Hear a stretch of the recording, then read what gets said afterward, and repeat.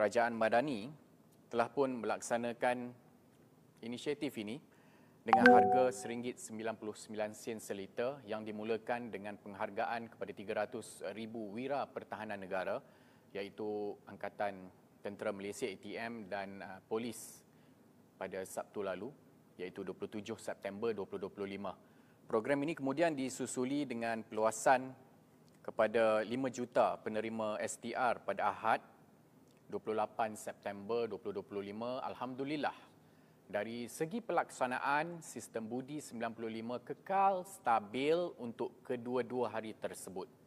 Malah pengesahan MyCard di stesen minyak turut berjalan dengan lancar.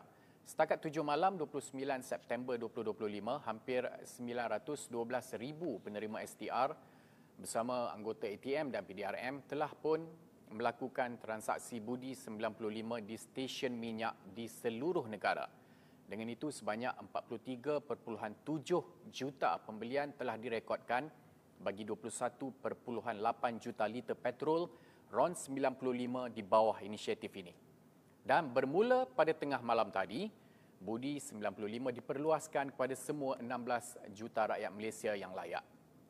Selain itu, kerajaan telah menetapkan harga runcit RON 95 tanpa subsidi pada harga RM2.60 seliter untuk bulan Oktober 2025. Walau bagaimanapun, penerima Budi 95 dapat menikmati harga bersubsidi petrol RON 95 pada harga RM1.99 seliter. Ini bermakna kerajaan memberikan manfaat subsidi kepada rakyat Malaysia sebanyak 61 sen seliter.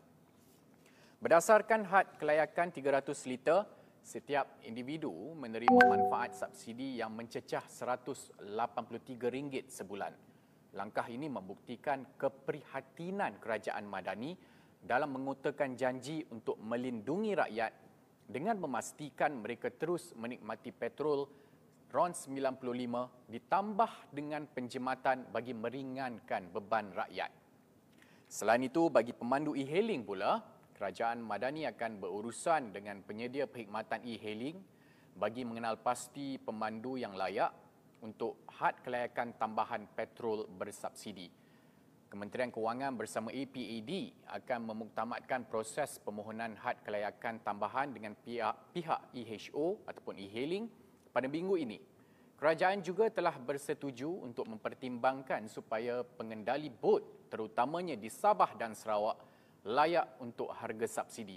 Kerajaan sedang bekerjasama dengan agensi dan kerajaan negeri berkenaan bagi mengumpul data pemilik bot supaya pengguna tersebut tidak tercicir daripada menikmati manfaat Budi 95. Kerajaan Madani ingin merakamkan penghargaan dan terima kasih kepada semua penerima Budi 95 yang telah memanfaatkan inisiatif ini.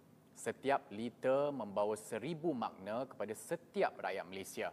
Inilah tanda penghargaan kerajaan Madani agar rakyat sentiasa dilindungi.